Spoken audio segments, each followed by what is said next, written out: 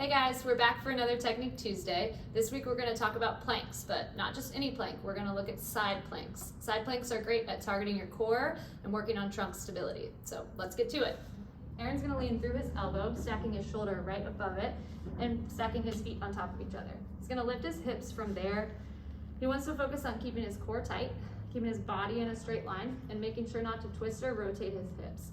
He would start by maybe trying this for 10 to 15 seconds. If that's easy, he could add another 5 seconds on and keep progressing from there.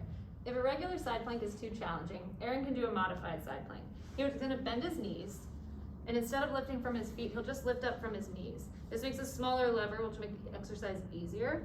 He still wants to keep the same form, keeping his body nice and straight, and really thinking about keeping his knees back and his hips forward to stay in that straight line. To advance the side plank, we're going to add in an arm driver. So Aaron's going to get in a normal plank position, but we're going to give him something out of the fridge that everyone probably has at home. This is pumpkin spice creamer. He's going to hang on to that, reach his arm straight out in front of him, and then he's going to move his arm up, parallel to his body, and back down. He's still holding the same form with the plank, but adding in the arm to make it more challenging.